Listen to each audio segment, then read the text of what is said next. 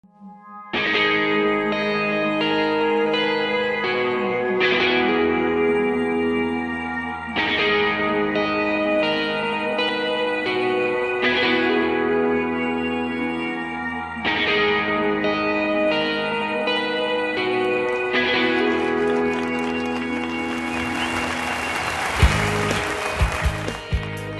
my goal today is to humor you, to entertain you, to inspire you, and most importantly, to remind you of all those things that you've already learned. Is that fair enough? Never let someone else's opinion of you determine your reality. So for years and years and years, I've been teaching my teenage boys this mantra. And my son, who's now a junior in high school, last year is a sophomore, he wants to play college lacrosse. Well, he comes home with a C- on a math test. I'm like, Sam, what are you thinking? A C-? How do you need to play college lacrosse with a C-? He said, Dad, don't worry about it. I got it all figured out. He said, that's just one person's opinion of me. And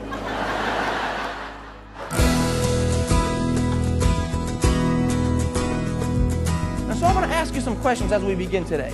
How many of you had a goal, a dream, a vision, something that you wanted to pursue, but because you were fearful of the process, fearful of the results, you let your fears stop you in your tracks? I'm certainly guilty of that. We let our fears get in our way. How many of you had that same goal, that same dream, that same vision, but because you did not know how you were going to achieve your health and wellness goals, that you let the lack of not knowing how stop you in your tracks? I'm guilty of that as well. Maybe some of you wanted to create your own destiny, but you say, you know what, Patrick, that's for somebody in their 20s and 30s. I'm now 40, 50, 60, 70 years old, and it is too late for me. If you've ever felt that way as well, we will talk about that also. And finally, my last question is, are you creating your own destiny or creating someone else's destiny? And so what we're going to talk about today is how we can start and create balance between work, home, family, health, and wealth.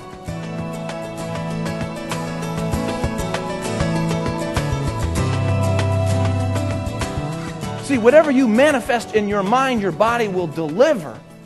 Whatever your mind says to do, the hands create. So then what does it mean to create your own destiny?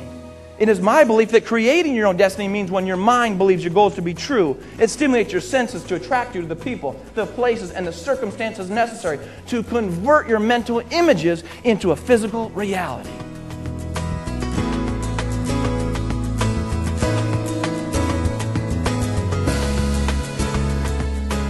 Goal number 3 was that I wanted to meet a president of the United States of America. See, it did not matter what president I met. It didn't matter if it was Republican or Democrat, right? Liberal, conservative, didn't matter. I just wanted to meet a president of the United States. Mr. Bill Clinton was coming to the church that my wife and I attended.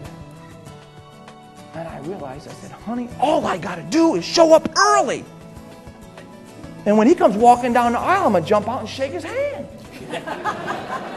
But I had a dream, I had a plan, I was executing it. I showed up early. I reserved 30 minutes early. I'll say I put my hip up against the pew.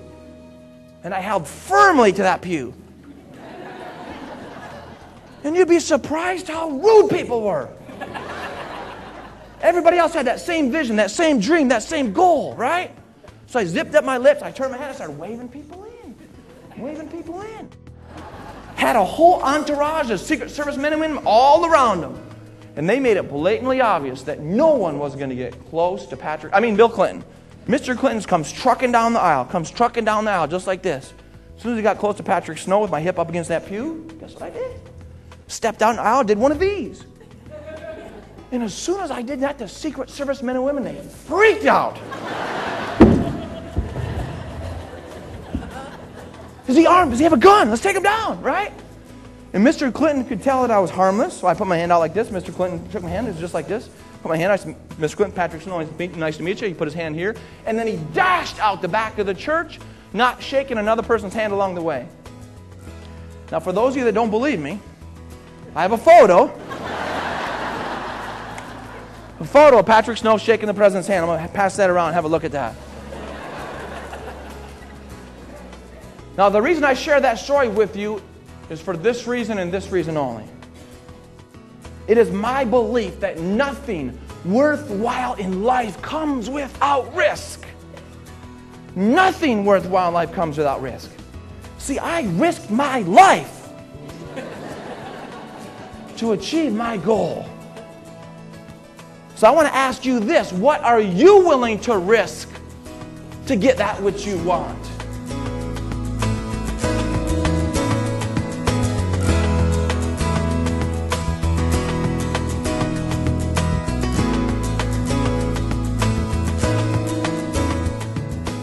Remember that you don't need to know the how. If you believe in the vision, the how will present itself slowly over time.